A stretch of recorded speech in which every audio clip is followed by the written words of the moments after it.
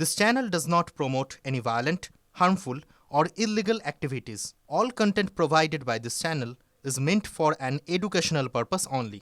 কথায় বলে ভালো বাড়ি করতে চাইলে ভিতটা শক্ত হওয়া উচিত, কিন্তু বাংলায় আবাসের বাড়ির ভিতে যে কাটমানের ভূত, এটা বলে কি খুব একটা ভুল হবে? এ যেন দৈত্যের খিদে, টাকা কেন্দ্র দিক বা রাজ্য, কাটমানের ঘুণ পোকা যেন লেগেই আছে।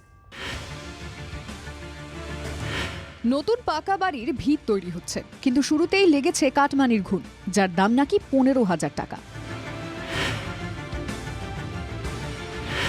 আলিপুরদুয়ারের কালচিনি ডিমা চা বাগান। বাংলার বাড়ির প্রথম কিস্তির টাকায় বাড়ির কাজ শুরু হয়েছে, পিলার উঠেছে, কিন্তু কাজ মাঝপথে আটকে গেছে। অভিযোগ, স্থানীয় পঞ্চায়েত সদস্যের স্বামী 15,000 টাকা কাটমানি চেয়েছে, না দিলে হুমকি, পরের কিস্তি আর আসবে না। ও বললো কি না এরপরে আমার ওই যে মানে ঢুকবে না, মানে টাকা ঢুকবে না সেকেন্ড লোটে, ভয় দেখাইছে। হ্যাঁ, কার থেকে 15,000, কার থেকে 20,000, কার থেকে 45,000 টাকা, কার থেকে 30,000 টাকা নিতেছে। वो बोल रहा है बाद में फिर असुविधा होने से हम कुछ नहीं जानेंगे। पंचायत तो आसमालामा है, लेकिन उसका पति वापस सरकार। অভিযুক্ত তৃণমূল পঞ্চায়েত সদস্যের স্বামী আবার চক্রান্তের অভিযোগ তুলছেন। চক্রান্ত চলছে এটা আমি শুধু না, আমার মতন প্রত্যেকটা টিএমসি কর্মীর উপরে এরা চক্রান্ত করছে। ভোটের মুখে কাটমানির ঘুণ, রাজনীতির সুর গরম না হয়ে পারে? এটা তদন্ত হওয়া উচিত। আমি বলবো কনসার্ন বিভাগকে, বিডিও কালচিনিকে, কে এটা দেখুন। আমার কাছে তো কেউ লিখিত কমপ্লেন এখনো আসে না, যদি আসলে পরে আধা ঘন্টার ভিতরে আমরা অ্যাকশন নিব।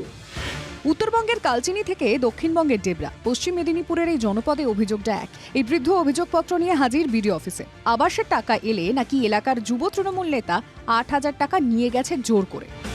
সে ধমকাচ্ছে চমকাচ্ছে, যত 90 জন নামে ঘর আছে, সবার কাছে টাকা নিচ্ছি। আপনার কাছে কত টাকা নিয়েছে? আমার কাছে 8,000 টাকা নিচ্ছি। এবারে আবার চমকাচ্ছে, টাকা ঢুকবে না, টাকাটা আমি ঢুকিয়েছি।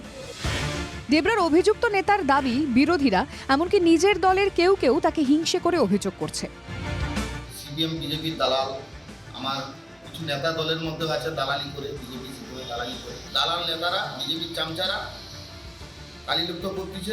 একজন মানুষ সাহস দেখিয়ে এগিয়ে এসেছেন, আমাদের কাছে খবর আছে ওই বুথে আরো 93 জনের কাছ থেকে উনি টাকা নিয়েছেন। কে চক্রান্ত করছে আর কে চক্রান্তের শিকার, সেটা নিয়ে আদৌ ধোঁয়াশা আছে কি? কাটমানির ঘুণ তো কুড়ে কুড়ে খাচ্ছে, ওষুধটাই শুধু খুঁজে পাওয়া যাচ্ছে না।